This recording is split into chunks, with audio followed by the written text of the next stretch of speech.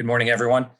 Thank you to all our panelists for joining our first virtual webinar. It seems to be as I was watching an episode of The Voice yesterday with my 14-year-old daughter, only to watch it as we are watching ourselves today here on Zoom. So kind of a weird world we're all in and weird experiences, but certainly adapting well 9 weeks in this, shelter-in-place order that we received in California.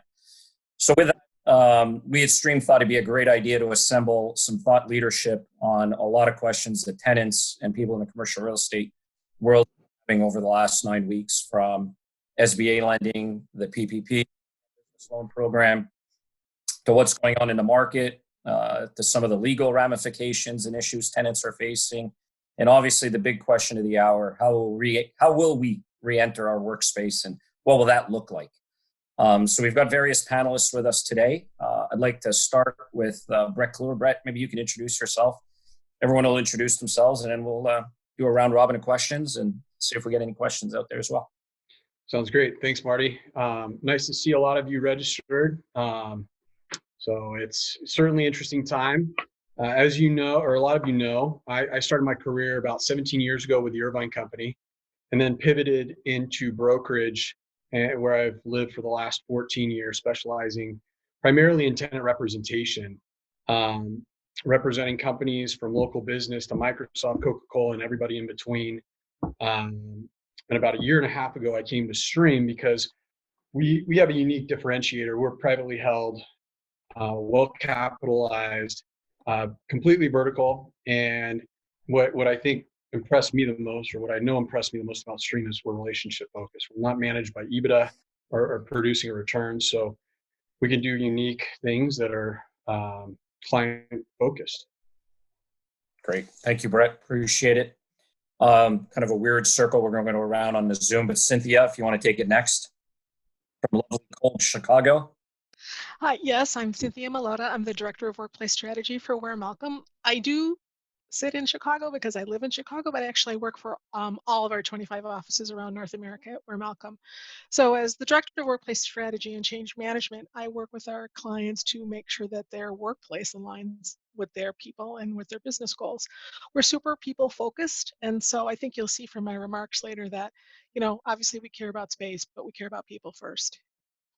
Great, thank you. David Wensley. Hey, Marty, thank you. Dave Wensley. I'm with Cox Castle Nicholson Law Firm. We're a full-service business firm with an emphasis on real estate. My personal practice is based in Orange County, although I'm presently in Montana. Snuck out of town to isolate out here for a week or so. And we have offices in San Francisco, Century City, and Orange County. We have been fully working from home with all our staff, employees, attorneys, paralegals, and everyone since about March 15th. And my practice involves a lot of commercial leasing on both the landlord and the tenant side. We represent a lot of developers and owners, lenders, but we also do represent corporate users. So we have a lot of experience in the retail arena, the corporate arena, industrial, and office. So hope to comment on some of that for all of you today. Thanks for having me. That's great. Thank you, Dave. Appreciate it. And then if we were doing this 8-9 weeks ago, the start of the hour. Good afternoon, everyone. Good morning. Matt Kuhn, Citizens Business Bank, commercial banking here in Southern California. Primarily, my office is Orange County, but we're all the way up to Sacramento and down to San Diego, and then obviously east to the California border. All we're doing right now is PPP loans. So if anybody has any questions or needs some guidance in the interim SBA rule, reach out to me afterwards. I'm sure I can help. That's great. Thanks. Appreciate it. So we thought we'd kick it off at a high level, kind of macro level, set the tone a little bit for the call, and then drive into specifics as we go. Brett, let's start with you. Kind of, what was the market like pre-COVID, and what do you see the office market in Orange County like post-COVID? The market was extremely strong pre-COVID. Market rates were historically high. Unemployment was historically low. Vacancy was in solid territory. New construction was being absorbed. For example, an Irvine company, they're a bit of an anomaly. They continue to build. So all the fundamentals of the commercial real estate market here in Orange County. It was great. We were a pretty well-oiled machine, and then this pandemic hit. So we'll see how it shakes. But I think what is it going to look like from here? I think it's too early to tell, and I think there's too much uncertainty. Obviously, one of the big drivers is how soon we're going to get back to work, because as we all know, the longer we're here in quarantine, most businesses are going to suffer. The cash positions will diminish.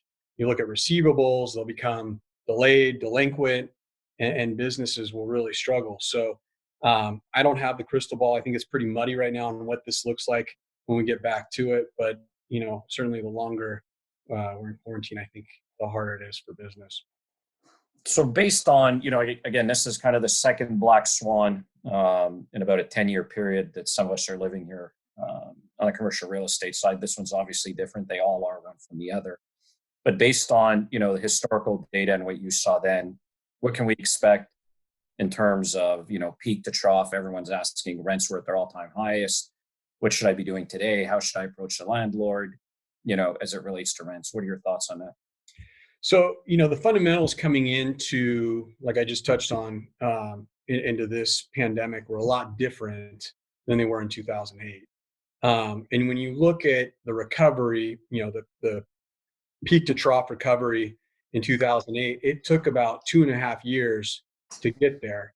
And rents bottomed out by about 30%. We saw a lot more concessions come into the market in terms of more free rent, tenant improvement offset packages, beneficial access, a lot of different motivators for tenants to do deals. But right now, there's such a gap between the bid and the ask. It's nearly impossible to bridge that because the market really truly hasn't adjusted.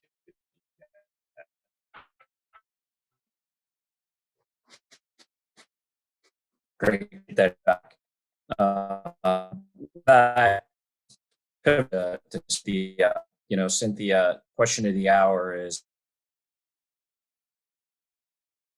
And spoken about this, but the first thing I want to talk about is something that maybe you haven't considered and you haven't done yet, and that's to conduct some sort of a workforce assessment with your employees while they're still working from home. It can be a short survey, some interviews, focus groups. You need to capture how your employees are doing now, right? What's their employee experience while they're working from home? And you're going to want that data later on for reasons that you maybe haven't even fully explored yet. But you want to have a snapshot for how your employees are doing while they're working from home. And if that means that at some point you're going to extend your remote work process, your remote work planning or not, this information that you gather now is going to be super valuable later on. So that's the first thing. And we're working with tons of our clients about that sort of universally. So whatever that looks like for your organization, even if you're a 15-person office, capture that data now. The rest of the stuff, of course, start with your monitoring your state and local government, for their guidance for reentry. Of course, we're all doing that. If you have some kind of a communications plan, keep it going, right? As Marty mentioned, there's lots of uncertainty now. People are anxious. They're not quite sure what's happening. So managing that message internally is super important. Like perception is reality. And if your employees feel like, hey, my organization has my back, they're explaining to me what's going on, right? That's just going to smooth this transition. And we can't, regarding communications, we can't stress enough to continue to use multiple streams. We know everyone doesn't read emails, but they might attend a town hall. Who doesn't want to have a CEO fireside chat when the CEO is sitting in their kitchen, right? I mean, that really builds trust and empathy and really sort of starts to build that sort of enduring sort of relationship that you're looking for with your employees. Regarding the actual return to the office, I mean, everyone's talking about a phased approach, right? We get that. There's going to be a limited number of people. Everyone's not just going to show up on the first day. Staggering the workday, staggering times to start, but we're also talking with our clients about staggering break times or staggering lunch times. So I think, you can get in the weeds pretty quick on this stuff. And then, of course, you always want to coordinate with what your building availability is. Some buildings we're talking with are going to limit your access to the elevator or your access through the turnstile. So, make sure whatever your plans are is going to work with what your landlord is providing. And then underpinning all of this is sort of the safety protocols, right? So the personal PPE, personal protective equipment.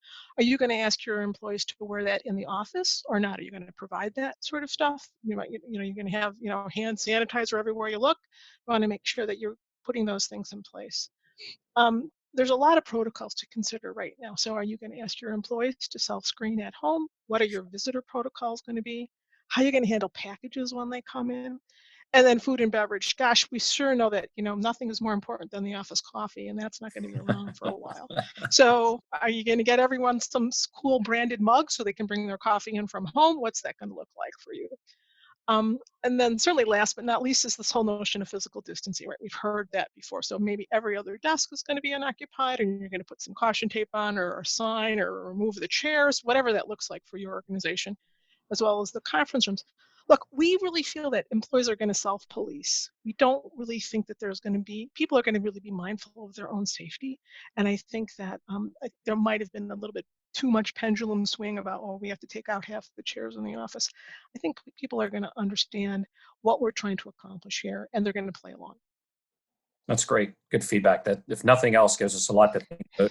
Some real busy people, whether they're on the operations side or the HR side, trying to figure all this out, because it's not an easy one, as you said, and we're dealing with people's health and well-being. It's always a big challenge. Getting a little more specific, I think you brought something up that it was interesting. To get back into the workplace, there might be staggered breaks, staggered work shifts. Right. I think people are going to go about prioritizing who comes in first, who comes in second. How do you think that's going to work? What are your thoughts there? Right. So with an employee-centric approach, we really start with what are your employees' availabilities and their preferences. So this is, some folks might have child or elder care issues that they might have to deal with. There might be employees who themselves are high risk or who have high risk family members, vulnerable populations that they're living with, that they'd be fearful of bringing the virus home. And then sort of the underpinning all that is the job description and the person's role. And if you did that workplace assessment, you'll have a pretty good understanding about who's able to accomplish their job successfully now and sort of overlay that onto people's preferences. I think that's going to help you build a model for what's going to serve you best, right? Every office in every region might not necessarily have the same model. So I think it's not going to be a one size fits all plan. Again, sounds like it's not going to be an easy return there with the complexities of managing through that in HR and making sure everyone's happy. But I think that's what we've heard is, be flexible, give people a lot of room and an opportunity. All of our situations are a little bit different and our functions are all very different as well. Just on the last note, because I think, if I see one more article on this, and I know where I'm heading with this, I think what's the future of the market and what should I be paying and what are rates going to be and what's, vacancy. Everyone wants the answer to the $1 million question. Yeah. What does the office space of the future look like? Well, our office did a small longitudinal study with 12 of our major Fortune 500 clients, and I'll tell you what they said to us. Look, everyone's looking at their office footprint now, of course. What makes sense for one business model, one organizational culture, one regional workforce might not make sense for another. And again, I think our smartest employees are looking at their employees first. I don't need to remind anyone on this call that people cost 10 times more than space. So let's get the people part right, and the space part will come. We're really sort of trying to ground, our decision making and our recommendations to our clients in science and real evidence. And we're turning to some social science research. And I'm sure you took psychology 100 years ago in undergraduate. You probably remember self-determination theory. There's 3 principles. Autonomy, to feel in control of your own actions. Who doesn't want that? Competence, to feel like you're skilled at what you're doing. And then relatedness, this feel of social connectedness. So those first 2, autonomy and competence, you can get no problem working remote. The relatedness, the social connection, you're never really going to get working from remote. So we understand that people are going to need that social connectedness in the office, even if it's just a couple days a week. So look, we've heard from our clients, like some of them are saying, hey, no more than 50% will ever be invited to return to the office. Whoa, okay, big number. We've heard from another client that says, we're not even going to try to repopulate until the end of the year. Okay, that's a big swing too. It's going to really be different for every organization. And I guess I'll just want to close with, remember, like, perception is reality, right? Transparency is essential, whatever that looks like for your organization. And then some kind of a common sense approach. I mean, just lots of big complicated things, but break them down in the most practical terms, and I think you'll have some success. That's great. Appreciate that. I think people forget, I think as you look through this, the pandemic has obviously made remote working a focal point of the conversation, but 35% of the workforce already had remote capability and remote work options built in. So it's not like this is a completely new thing that just came out of the pandemic. Technology has made it so that I think over the last 10 years, there's been a lot of flexible work options for employees around the office. It's not like we were at zero and overnight we're going to this big, huge number. So it'll be interesting to see how that plays out and the evolution of it. And, I remember 9/11 and no one would ever be in a high rise again. No one would ever be in Manhattan. They're all going to go to Jersey and avoid, and we rebuilt the towers and Manhattan thrived. And so I don't know. It probably, as Brett said earlier with the market, it's a little early to tell yet, but certainly interesting dialogue. Thanks for the thoughts. Appreciate it. I think, a few of the things you mentioned, Cynthia, in terms of testing, self-policing, re-entry, liability, segues well into Dave's world. And, Dave, what do you think employers have got to be thinking about in terms of mitigating some of this exposure on re-entry? Is exposure from a legal perspective? Well, I think, first of all, I think Cynthia noted that, this is all new territory for our governments, for the federal government, the state government, and local governments. Everybody's looking for an answer. I mean, I don't know how many times I've been asked, when do you think we'll be going back to the office? Or when do you think we'll be going back to school? Or when do you think there'll be a football game with people listening? We don't know.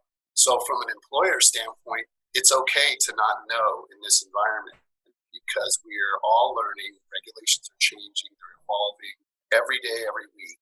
The important thing for employers is to try to have a task force. We have a COVID task force in our law firm that studies a variety of issues, from employment issues to landlord-tenant issues to finance and banking regulations, the PPP programs, and so on. So it's a good idea to have some personnel involved in tracking these evolving regulations and keeping pace, because I think in terms of legal mitigation, as long as you're doing what the government said, if you don't open offices and don't allow people to work, they can claim workers' comp. They can claim that their income has been impacted, that you should have let them work in the field, or you should have let them go on sales jobs or whatever, and they lost money and income and so on. If you go back to work too soon and you force people to come to work and they get sick, you can imagine there's potential exposure to liability for doing that. So the right approach, as Cynthia suggested, is it's a very personal decision for each individual. And we did and also the ability to go back to the office isn't the same for everybody. As you suggested, Marty, we've been working from home as lawyers for years, with the ability to work from home. It just so happens that and I'll just share this anecdote because we just happened to have issued all of our attorneys and paralegals brand new laptop computers in February. They literally came online. We have a VPN connection. We don't have to go through Citrix anymore. We're directly into the office virtually. The timing couldn't have been better. And it's worked out fabulously. But none of our staff had that capability. They all got new desktop units. So when we did an assessment with our staff last week, as Cynthia suggested on our weekly Zoom call, my assistant then prepared a questionnaire for all of our personnel. What does it look like for you to come back to work? Do you have childcare issues? Do you have transportation issues? Do you have safety issues? Are you living with your grandparents? What are the reasons you want to come back? To get away from small children, your wife, your spouse, your dog, or perhaps you don't want to because you have no reason to. So those are, like as Cynthia suggested, that's really important. And one thing that came out of it immediately was one of our secretariat's administrative assistants said, well, I can't go back and forth, because we talked about phasing and having part-time, come to the office certain days, work from home certain days.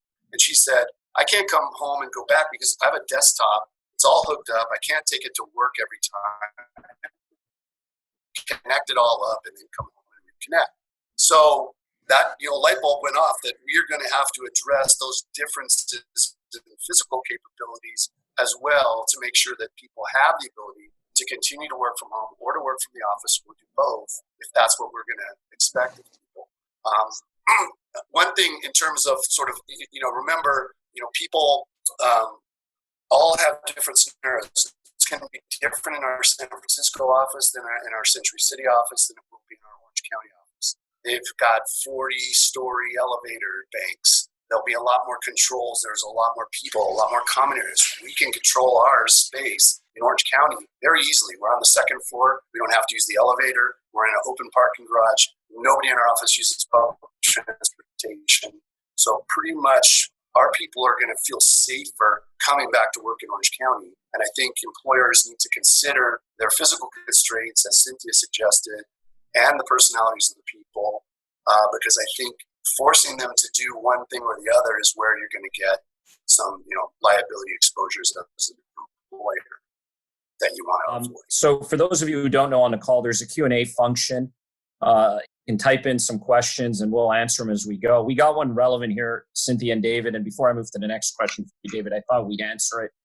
I think it's one, and it reads, shouldn't the focus be on pre and post vaccine environment? Desks 6 feet apart don't prevent infected people being among healthy. Can require employees to get a vaccine when it's available? So not one question, but the 6 foot question, the social distancing in the office, and the risk to being contaminated or infected while you're in that work environment pre-vaccine. So I thought that was a good question. I wanted to share it with the team and Cynthia or whoever would like to take a step. Well, I'll start off by just saying, I think the highlight is personal safety and personal, giving your employees a feeling of feeling safe in the workplace. So the steps you take, whether you go, and everyone's going to be different, and every employer is different. And I'll make the suggestion. I'm out here in Montana just to connect the dots. They lifted restrictions on restaurants just this past Saturday, meaning we were actually able to stop at a restaurant and eat in the restaurant Sunday afternoon on our way here. That said, they had dots, large dots on the sidewalk every 6 feet for the ordering line. They had ropes. They had plexiglass screens in front of the cash registers for all of the employees there, and people sat a good 6 to 10 feet apart in all the tables, and they limited the access. We went to a different restaurant last night here in town. They're not open for public service, only to go still. The reason? The owner of the company just said she doesn't feel comfortable having customers in the store, even though she's allowed to. Surprisingly, she's sticking to go only. So I think it just shows that even as this starts to evolve and we start to go back, there's going to be companies that require all visitors to wear masks. Your employees may ask that people wear masks. Your receptionist may ask to have a plexiglass screen placed in front of her desk. And I think, I've told my wife, until there's a vaccine or a cure that's working, I really want you to stick to these things, even if it doesn't feel like it's threatening out there. It is. And in Orange County, it's a bit, maybe it doesn't feel the same as being in a big city where you can really experience the emptiness driving through Las Vegas. There's not a single person on the sidewalk anywhere. And so I think we in Orange County can get a little bit casual about it because it's not quite as visual as it is in other parts, maybe in Chicago, Cynthia. But again, I think it's going to be those things. We'll debate whether we block off the kitchen and the dining area. That's not going to be available for some period of time, probably. Our offices, we still have individual offices for our attorneys, so we could have people come in every other office and be isolated there. And our assistants are 6 feet apart with their workstations. But I know there's lots of companies out there that have phone call center workstations where people are pretty close together, and they're going to have to adopt, policies that basically make their employees and staff comfortable.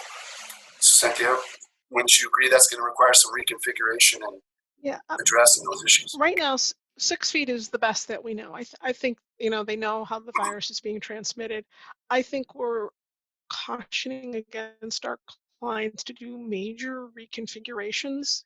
As the question author said, we don't really know what's going to happen once there is a vaccine. So we're advising caution in terms of reconfiguring not wholesale reconfiguring, but just reoccupying spaces in a more limited way until more information is really determined. With that, David, you were talking about testing and temperature taking and what can employers do, not do, what can they require? And more importantly, if you have someone that tests positive for COVID-19 in your work environment, once you're back, how do you deal with that? So far, the trend, again, the emphasis is on personal rights. And so the trend has been to not identify anybody that tests positive to protect their privacy. But if they choose to share that because they want people to know and they want to give information as to where they've been, where they might have contracted or whatever, then that's okay, but not to share that information. Obviously, building landlords and owners and employers, your employees have a right to know. And so the general advice is that if an employee tests positive, or someone in a building, an office building or a mall or someplace else, that you need to make that public, make people aware of that. So again, they have the personal choice to go to that location or not, or stay home or not, until there are, appropriate treatments and or vaccine. One thing that Marty, you mentioned 9/11, that there may be in the interim. My latest information is that we're likely not going to have a vaccine for another 6 to 9 months, if that. Is that we may see temperature testing. I'm not sure. I haven't researched it enough to know how valid that is. But some companies, I've seen an ad where they test their employees every hour in the restaurant environment for their temperature.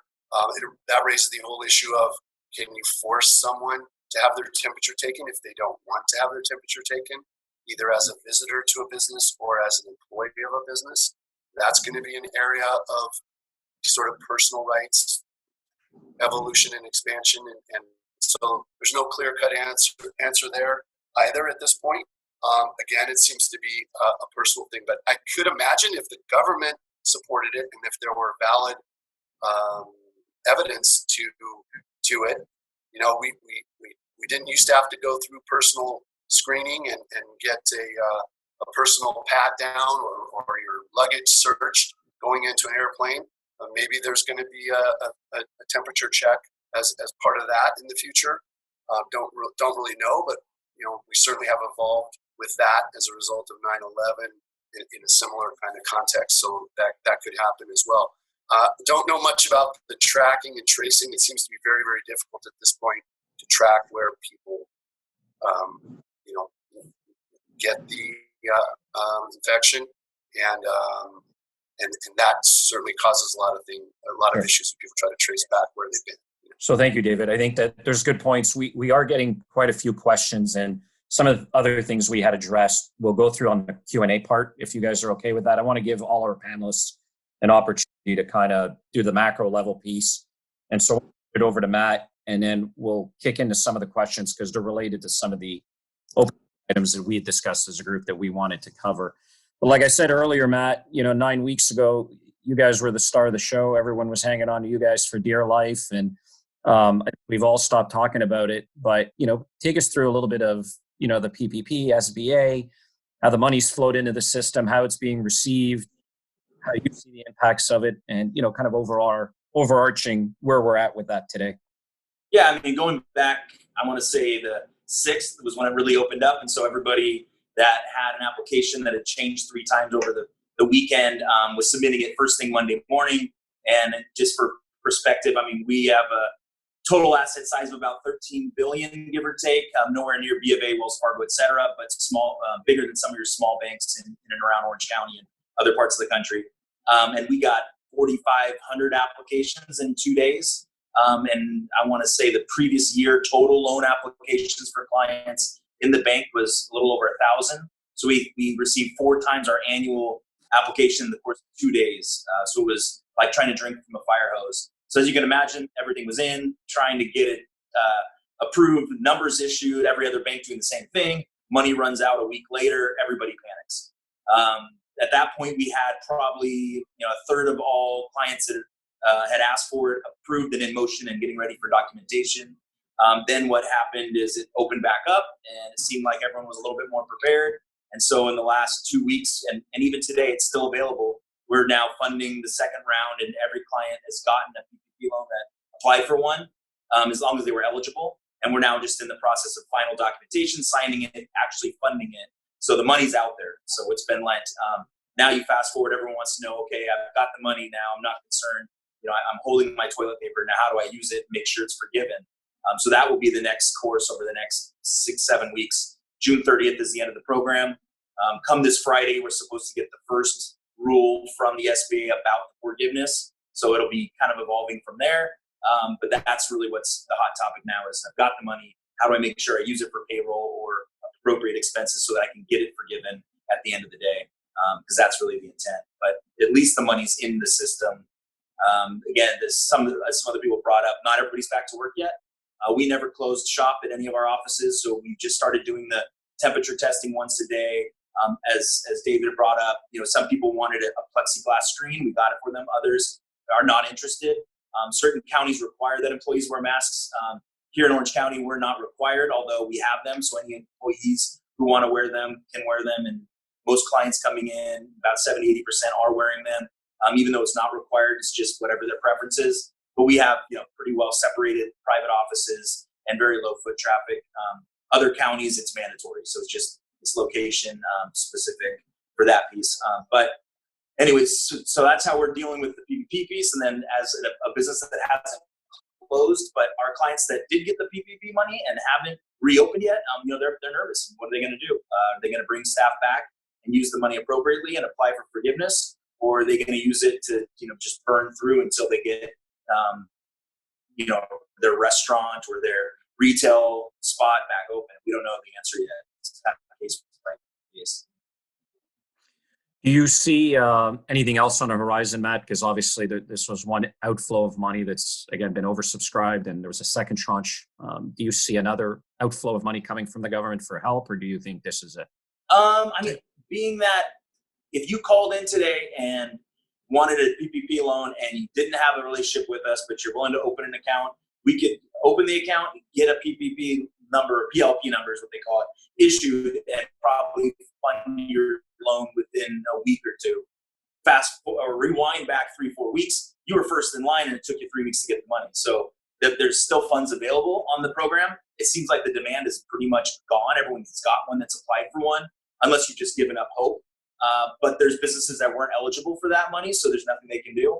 There's EIDL and other government money available. And then obviously they'll come to the bank as just a typical borrower without the SBA involved. We don't know how that's going to go yet. So we haven't seen financials from March and April, which if you were shut down is probably going to be horrendous. So I was much more blue, and you had some certainty. Fast forward here to May, I couldn't tell you if clients are losing money or not. And until they provide a financial, we won't know. So will capital be available in 30 days when we get these bloody financial statements? I don't know. You would hope so. And the well-heeled ones, you would think so as well. But if you were hurting going into this, it's going to be real hard to get additional capital coming through it. So I think that's a great point that you raise. A lot of people on this call and participants are business owners, and really we geared it towards tenants and occupiers of space. So obviously their relationship with their banks is paramount to what they do every day. Right. Just switching gears from the PPP and SBA loans, and there are businesses that are closed, and we're getting the same question on the real estate side. Do I pay my rent? Do I not pay my rent? Do I pay my loan? Do I not pay my loan? Obviously, we know that being closed 8-9 weeks in some cases is detrimental. So how's the bank handling that, and what's your perspective? Yeah. So I mean, banking as a whole, I couldn't speak to, but us specifically, we had the mandate, 6 weeks ago. that anybody calling in, any client says, I've got an existing loan, whether it be real estate or non, just typical unsecured financing. If they wanted a 90-day deferment in payments, principal, and interest, it was an automatic yes. We would just tack it on to the end, no payments for 90 days, and then extend. If you're, maturing in January of 2024, it's now April of 2024. No harm, no foul, no penalties, no additional accrual of interest on the interest. It was literally just kind of a 90-day push it forward. And we only had a handful that have done it, to be honest. Not many were ready. Now come, here May, the second month of missed rent payments potentially, or tenants who paid in April and now decided that we're still shut down, we're not paying in May, and that could push into June. We may see another set of customers come back and say, hey, I didn't need it initially, but now I need that 90-day deferral because I'm starting to feel the impact. So we're ready, open arms, waiting. Just the demand for it hasn't been there yet. And I don't know if it's cautious optimism on our clients' behalf or if it's just not as bad as they thought it was going to be. Until they come to us and ask, we really don't know. We've set it out there, so anybody who needs it can get it. So if you're a tenant and you're worried about making your payment, I would speak to the landlord, because if their bank is like ours, and I'm sure a lot are, they will give them a concession if they need it, and maybe that'll help you. It's case by case, but it's worth asking. That's a great response. Appreciate it, Matt. We got a bunch of questions coming in, so I'm going to cipher through them, and I apologize if this looks a little choppy, but there's a little bit for everybody in here, and so I'd like to pass it around. Brett, we haven't heard from you in a little bit, and there's a couple of them as it relates to you. The first is really, and I think Matt touched upon it, is it possible to request reduced monthly lease fees from your landlord since the office is not being used? A lot of companies are doing that. And a big part of my job right now is educating my clients and tenants, businesses on their lease, different lease provisions within the lease. I know Dave can dig in further here, but force majeure, business interruption, and all the triggers that might give tenants some relief. But that being said, no matter what, tenants will be asked to provide financials, trailing year financials, so the landlord can understand big picture how the business was operating pre-COVID, and then make an assessment in terms of rent relief. So in talking to a lot of landlords, it appears, some requests are very valid, where others are just opportunists looking for a little rent relief. But so it's like the panelists have said, it's very case by case, and it's very specific to the business, how landlords work. So while we've got you, another one that came up is more on the supply demand side. Someone had a question is it a good time to be making a decision as it relates to our office lease as it's expiring or configuration? And then once this shelter in place order is lifted, or is there a vaccine? Will there be a mad dash for space? So I think the question is, am I better be out in the market today versus waiting when everything gets back to normal? I've always said I help companies create real estate strategies around their business plans, and every business is very different. So, if you're up against a lease expiration and your business is in flux and there's, all this uncertainty out there, my recommendation is, kicking the can 18 months, letting the market correct. And then, you're basically buying yourself an option, 18 months from now to get back in the negotiation or in the process. So by and large, that's the recommendation for a lot of the clients. There are industries that are thriving right now. We just did a biotech deal in Carlsbad, and it was a 10-year deal. So if you're in that space or certain spaces that are thriving in the market with the certainty, you're comfortable locking in term deals. That's great. Appreciate that feedback. Cynthia, a couple of questions that are popping up related to re-entry, and I think are well suited to you. And I'll read one, and it kind of encapsulates most of them. It goes, how would you recommend initiating conversations with landlords related to steps taking? As an example, managing flow of traffic entering building, one way in, one way out, density in elevators, bathrooms, HVAC systems, cleaning, disinfecting protocols. And then the big question, and I think that the last one we can all opine on, who's going to be financially responsible for improvements or costs? Well, we've started by asking our landlords to have a look at their lease and talk with their legal counsel, and Dave can probably talk about this, right? I mean, no one has really ever thought about only one person going up the elevator at a time. And so barring that, right, if there's no provisions in your lease about that, then I just think we'd be pretty transparent about landlords. And many of the landlords for our clients have been already in communications with their tenants saying, hey, June 1st is coming pretty quick. Here's some of the stuff we're looking at. So, and perhaps Dave can help me out with that. But I really think, transparency and honesty is the way to go. Here's what we're thinking, Mr. and Mrs. Tenant and Mr. Landlord. Sure. How does our plan overlap with what you're able to deliver from your side? So before we just jump into the legal, we manage close to 200 million square feet of office products around the country for ourselves and on behalf of third parties. And the legal side, put away, there is a moral obligation, if you will, of the landlord to provide a safe environment and an environment where tenants want to return to work once the order is removed, right? So just our landlord alone has been communicating with us, as I'm sure everyone else has in yours, doing assessments and surveys and how many people will be coming in? What is your plan? The challenge is the common areas and not so much the lobbies, but the restrooms and the elevators. Those are the two big ones I think most people have concerns about. Most of the landlords we're working with have not yet installed touchless if they don't have it, but have all agreed to reduce the amount of people within an elevator. So I think in most cases, it's maximum 3 people to an elevator. And they're going to have to work with their tenants, obviously, in terms of what their program is, Cynthia. But we've seen those regulations being implemented. The restroom ones, it is there on paper. I'm not sure how you're going to enforce it. The elevators, you can easily enforce. Simply, people are coming through the lobby. If you have security guards, you can hire security guards to be there to manage the upflow. The downflow is always going to be challenging if you're coming from the top floor to make sure people don't come in. And I think you said it earlier, we hope they self-police themselves and don't jump in the elevators. There's already 3 people there. But we're seeing concrete plans by owners in terms of trying to limit the interaction themselves without having full knowledge yet of their tenants' plans and what they're trying to do. With that, David, do you see a legal, I don't see a legal obligation on their part, but maybe I'm wrong. Well, it's a real catch-22 dynamic, and it has been from the beginning, because the landlords, and we represent a lot of landlords, as you suggested also, they want to perform their obligations under the lease so that none of the tenants are claiming that they've been excluded from the building, they don't have the common area benefits and amenities that they were supposed to, that they're paying for, and therefore that's an excuse and a reason for them to not pay for operating expenses or rent. So it's definitely a catch-22, because if you don't have the people coming to the buildings, you shouldn't need as much common area maintenance, cleaning personnel, maybe on-site property management. But at the same time, even one person coming to the building requires that sanitation and janitorial service. We had asked our landlord if they were going to stop providing janitorial service to our space because we weren't going.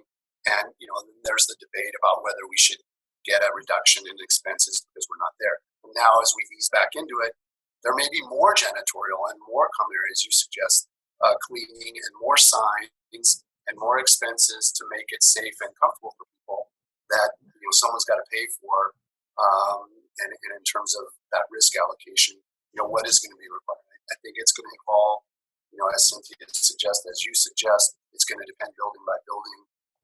Low-rise buildings will be easier to manage than high-rise, multi-floor buildings and mixed-use projects with retail and office, and so on. So it's definitely going to be a case-by-case, as Brett suggested, building by building. What do the customers want, and what is the landlord obligated to provide, and what do we need to provide from a risk mitigation for everybody? Sure. Great point. Cynthia, one for you again around remote work.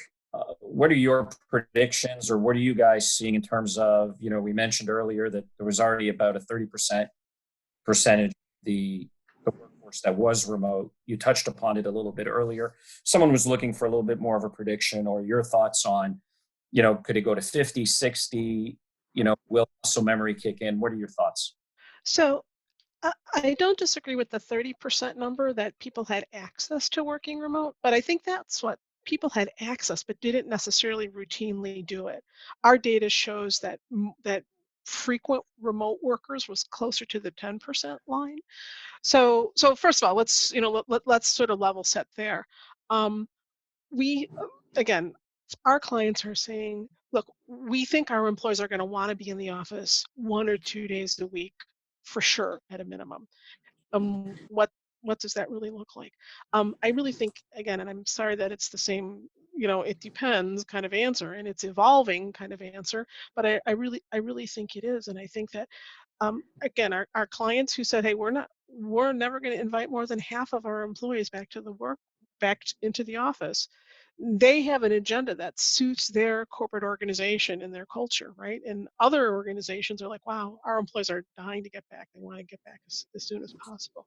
So in terms of a prediction, when we're moving back to the office right now, we know that every other desk is going to be occupied, right? And so our capacity is going to go way down, right? I mean, we're only going to be able to have half the people there potentially at one time, but I think that's short-lived. I think if in terms of a prediction, I don't think that we're going to be seeing the sorts of densities that we have over the past decade. That whole notion of the 5 or the 6 foot benching, where people are sort of sitting in configurations like that.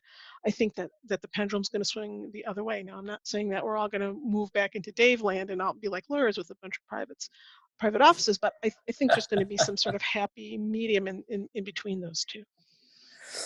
I think you Very meant to say small the offices, bankers. Cynthia. Are they? Okay, fair They're enough. very small. You meant to say the bankers. If you look at Matt there, he's got a lot of window line. I should have picked on Matt. Sorry. Yeah, we got to pick on the bankers a little more. We've got another question that came in, and it relates to you, Brad, about going to the market. Someone was asking if they have a renewal coming up. You touched on renewals. When is the right time to approach your landlord? How would you go about approaching your landlord? And, the obvious question is, will I be paying less rent going forward than I did in my previous lease? So I would caution all the tenants that are listening now to be wary of the doom and gloom emails that you're receiving from a lot of our competition saying that this is the worst market in 20 years, because as I noted earlier, we haven't felt that. We don't mirror the equity market. It takes a while for the pain to set in. I hate to use that word, but like I said earlier, if it's me and in my business, and what I'm recommending to my clients is, if you have a lot of uncertainty in your business, kick the can, buy yourself that option, extend for a short term, and then revisit it then, and maybe kick the can again if the water's just that muddy and you can't really see through it. So again, everything's case specific here. These are uncharted water, but in my opinion, right now, short-term extensions will pay off big in the long run. That's great. Appreciate that. Thank you. One that just came in, I think for you, Cynthia, how are companies going to track employee symptoms, temperature, and prove that they are keeping the workplace safe? So I guess that's more of a Cynthia Dave question. Is there some legal liability there for the employee? And then, concrete, how you're going to track that. So Cynthia, you want to start, and then we'll jump over to Dave on companies cannot do and their liability. Well, our larger clients that have health and safety officers and sort of security measures, I think they're and they'll probably be using their badge data to keep tabs on that and track on that. So once you pass the temperature scan, you badge in. So we know that's a positive. Smaller organizations, I think it's going to be more of a menu sort of concepts for how they're handling that. Some of them in the smallest organizations, it's just going to be self-reported, right? I mean, you're going to trust that an employee has self-screened at home. Some organizations are sending all their employees thermal temperature scanners, right? I think it sort of goes from the self-report all the way up to the sort of the electronic badge communications. I don't think that there's a right or wrong answer for that. Again, I think it's what makes sense for each organization. And, it could be a fair bit of work, right? I mean, imagine if you're going to be tracking every single person every single day when they come in, I'm not sure. And I guess the other thing that I might just close in saying that as we're talking about all this sort of uncharted water with our clients, we're saying, if you have an idea and you test it and you work through it and you're transparent with your employees, and then it turns out that, that maybe that wasn't such a smart idea. I think it's okay to pivot. I think Brett and Dave and everyone has said, these are uncharted territories. So I don't have a good example about how people are going to, what makes the most sense in terms of tracking that kind of stuff. And so, David, from a liability perspective, because there were other conversations going on in the Q&A, and I don't know if you could see them or not, but tied to that, employers are responsible for notifying of positive COVID cases. How responsible are they then if their protocols aren't being followed, or if they don't have the right protocols in place? There's this liability question around wellness that's out there. And if you can touch upon that a little bit. I know it's general, but I'm trying to combine 3 or 4 questions into one there. Well, unfortunately, a comment that I make all the time when people ask, what's my liability and can I get sued for this or that? This is America, and we are a nation of blamers, and we seek to find someone responsible for what happens to us. And so we are all at risk as employers that we don't do enough or we do too much. And on one end of the spectrum, we don't do enough to protect the people. On the other end of the spectrum, we do too much and violate people's personal rights or their personal beliefs, their value systems, what they want about their body, and insisting on a temperature, insisting later down the road that someone get a vaccine. Those are all going to be tested areas of the law that we have to be sensitive to.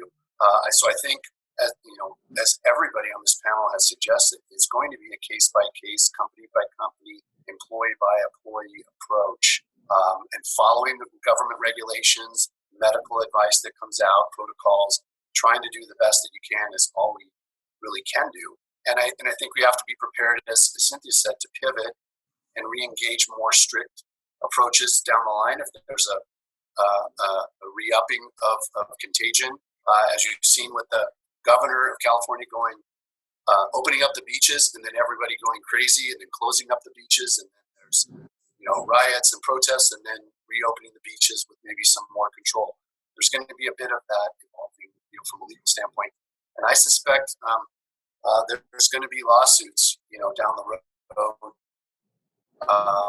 even after this shakes out, because our legal system is locked up right now. So these kinds of cases and these kinds of personal injury, workers' comp, insurance coverage cases are going to evolve a year from now, 18 months from now, 2 years from now, even well after a vaccine is out there, for what happens in this time frame. That's just something we're likely going to see. Great. Yeah, I think one big takeaway, and we've got about 5 minutes left, and there's one question I'd like to ask all of you, and summarizing and putting a bow on this. But unfortunately, listening, there is a lot of uncertainty. It is uncharted waters. You've heard a lot of that. And my hope is that, we've provided some direction around various issues. And again, feel free to reach out to us, and we'll put you in touch with panelists and what have you if you have follow-up questions or different things. I hate to say this as I say, but we are all in this together, and everyone's got an obligation and responsibility to figuring it out and acting reasonably and responsibly. With that, there was one good question I wanted to end on, and I wanted everyone to opine on. Orange County, obviously, and I think we touched upon it real quick, is different than a lot of urban centers. A lot less densely populated.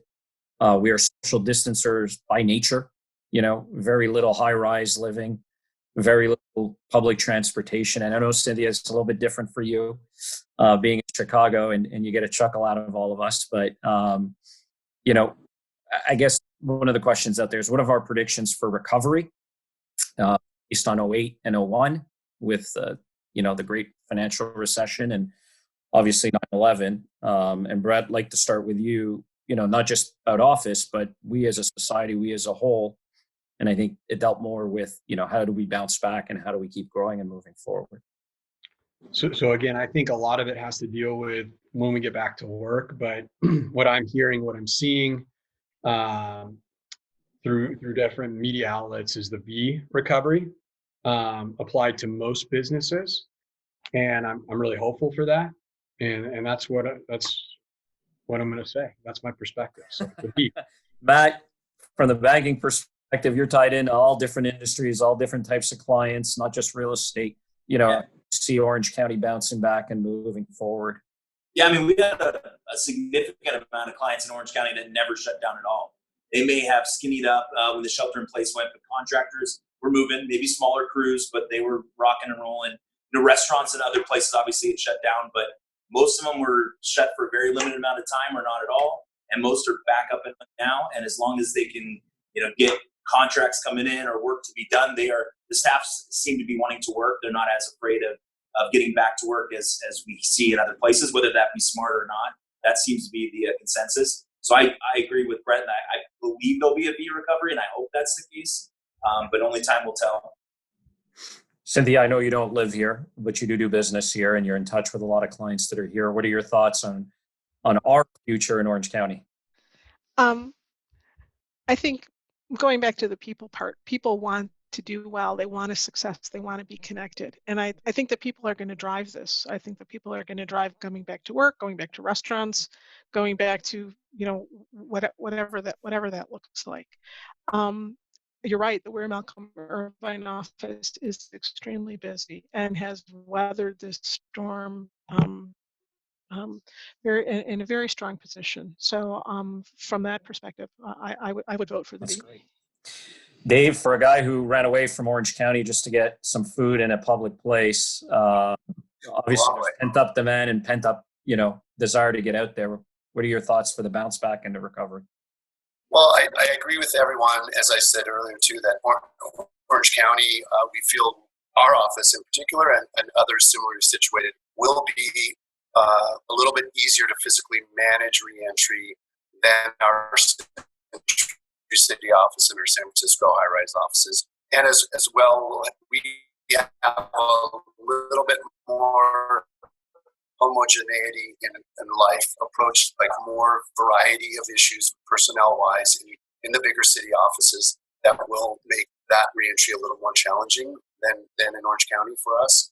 And I will say, just from the travel perspective, I did get a glimpse of what I think Orange County is going to look like in another week or two or three, because some of the suburbs of Utah and Idaho that have reopened, when you see what that looks like, I now have a picture, and I'm optimistic, as others are, that it's doable, and hopefully businesses can survive in the service industry with 50% occupancy and so on, so that we can have some kind of normal life until this is really fully resolved.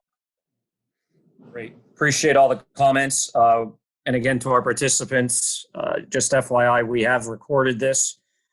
And so we'll be sharing, I think for all of those who registered, you'll be getting a link to this. And if, again, you have other questions, feel free to reach out. I think everyone knows where we are from a social media perspective, whether it's on LinkedIn, email addresses. I think we've shared enough information with each of our panelists that you can get in touch with them directly. To our panelists, thank you for taking the time. Appreciate you guys being on here and sharing your thoughts. And stay safe and healthy, everyone. Thank you. Thanks, Marty. Thanks for having us, Marty. Thanks, Marty. Thanks for having us. Thank you, guys. Thank you, listeners. Thanks, everyone.